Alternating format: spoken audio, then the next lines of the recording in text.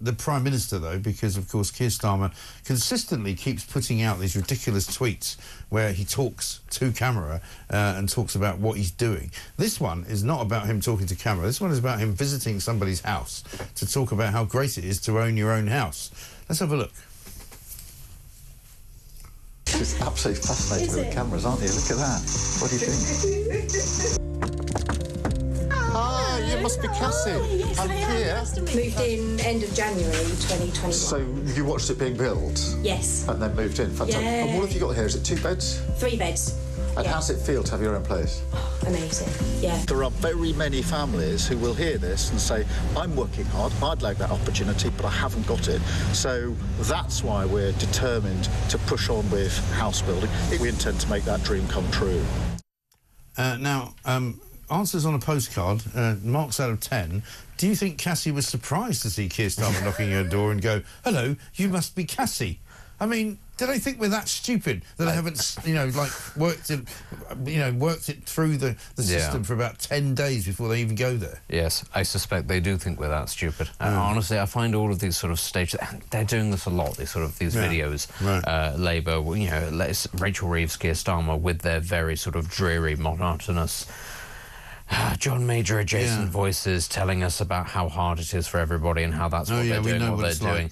Keir Starmer, by the way, who has a house that's worth approximately £2.5 million in North London, which nobody can afford to buy. And Rachel Reeves, who's not short of a bubble too, despite her economic performance. But it's less dignified than when Gordon Brown called a woman a bigot and went in to see her. That's actually like how sort of physically painful it is to listen to. And we saw this, of course, with the switching on the lights of the Christmas tree outside. Christmas tree lights, the man is just completely... 5, 4, 3... It was just... 2, 1... Again, if he had literally been a Thunderbirds puppet, he'd have more charisma. He would have had. It's just brutal. The thing I love about this particular clip is that Angela Rayner is standing next to him, saying nothing at all. She's just standing there looking on, sort of adoringly, and go, oh, Keir, I wish I would be as clever as you. And Cassie, who's got the child. There are several questions for me, right? Yeah. And I don't wish to give Cassie a hard time, but there doesn't appear to be a husband. I don't know whether she's a single mother. And if she is a single mother, how did she buy a 2- or 3-bedroom house in which to live with her, you know, child and possibly, I don't know how many other children she's got. But there's so many questions. Yeah, there are. I mean, the thing about that, actually, you know, when you dive down into the figures of the amount of housing that is subsidised by the taxpayer for people, especially in places like, I know we're getting slightly off topic here, but places like central London, when you look at the sheer number of people who are effectively economically inactive and are being subsidised by hard-working taxpayers who can't afford to buy their own houses or have children in order to live there and be economically inactive, it really does take the biscuit. And, you know, for then Labour to sort of turn around, as they're doing in this, and go, well, that's why we are going to be building houses for hard-working people. And you go, where are the houses? They're not going to be in London because they've already cut the targets for London. The one place where young working people need there to be more houses, Labour have gone, no, we're going to build them in the Tory heartlands, in the shires, where nobody actually needs them to be because there isn't the, you know, there aren't the jobs coming around. There certainly isn't the infrastructure to bus people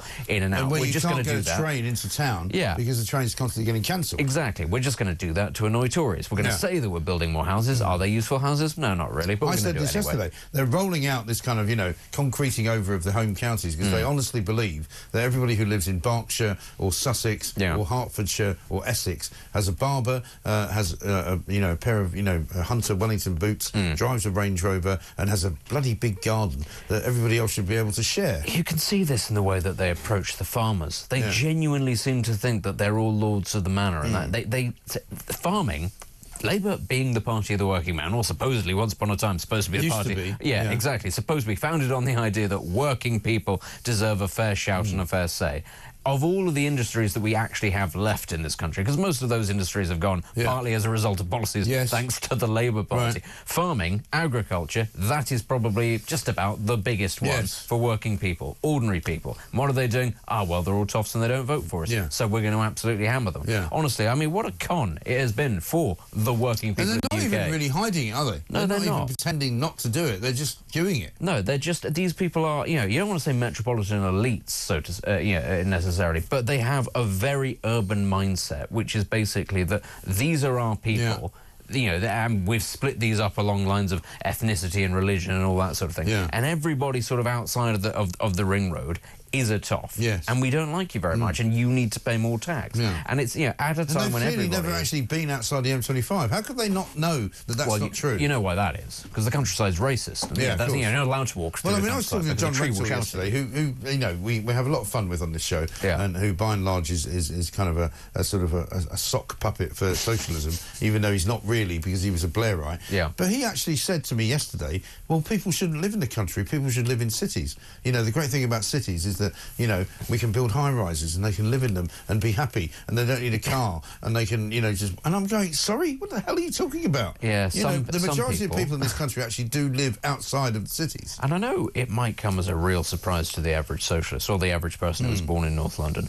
A lot of people actually quite like living in the countryside. Yeah. I know it's not got all of the wonderful amenities, it doesn't have the British Library or the theatres and all that sort of thing. Deliveroo. Yeah, you can't, exactly. You can't have all of these wonderful things that's provided, but actually people quite like clean air, being able to trust their neighbours, waking things up like in that. the morning and not hearing the sound of traffic or sirens or loud music or any of that sort of thing. They quite like being able to go to the pub and actually people aren't behaving like absolute delinquents because everyone knows each other. And also there's nobody on mopeds driving around trying to steal your phone. Also there's no signal. That's why you don't need a phone in the first place. There's no point stealing the phone because you can't get used to anything. Exactly. But actually, living in the countryside, there will be people listening to this who will be agreeing, can be quite a nice thing. The English used to like the idea of living in the green and pleasant land. Yeah. By that, they didn't mean concrete it over and build wind farms. No. That's not green and pleasant. But this particular government has a real animus against it. They want to, I think that there is some truth in what John Rentall's saying there in terms of what they actually view,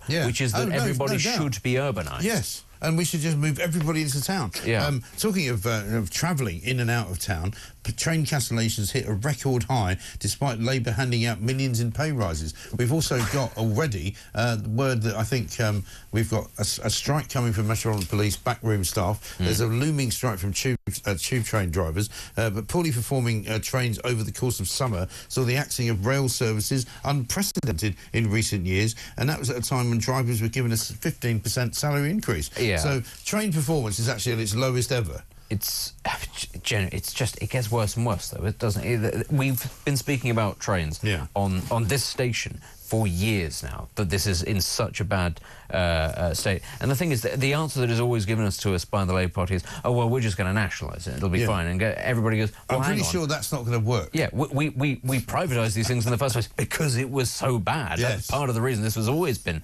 something, famously, the country that created the railways and gave them to other countries, all across the world, is spectacularly bad at doing this. Partly, I suppose, that's because of, we allow ourselves to be purchased by railway companies in other countries, companies in other countries that then use our money to subsidise their railways. Yes. So if you go, everybody says, oh, well, Europe, isn't it fantastic? Well, of course it is. They're taking our money to put into German railways. We seem to have singularly privatised businesses while still subsidising them, so that they're not really privatised, and they might as well be nationalised, but they run even worse than if they were nationalised. Absolutely. I mean, the thing is, it's all very well the government, and we have to say also the previous government did not get a handle on this as well. So-called Conservative government did spectacularly badly. They hate people driving their own cars. They hate people having that sort of autonomy, and they have been trying to push the idea of public transport for years. But it's just not going to work if the trains are as bad as they are now.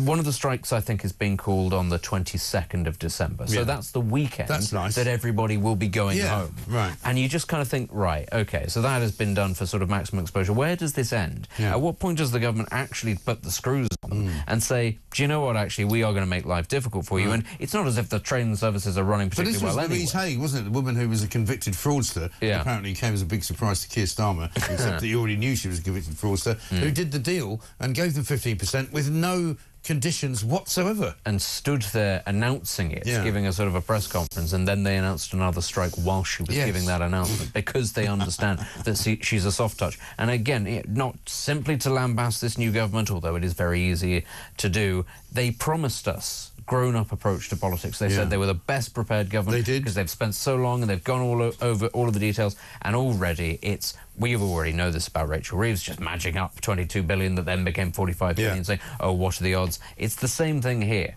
At the very least, people expect you to be tough in negotiations with a union. Especially seeing as this is a union that's funding you. Well, come out with something. It's like walking out of the room as if you've got something, as opposed to coming out of the room as if you've been literally stripped bare and you haven't even wearing your underwear. I mean, again, though, optics, at the very least, modern politicians, we are led to believe, are supposed to be good at messaging. They're even worse than the last lot. Yeah. And that's just, it's unforgivable in a way. They're not, this new reset that wasn't a reset. And as you said, I can't believe it's been 6 months since they won the election. It feels like an absolute decade. It's been so bad.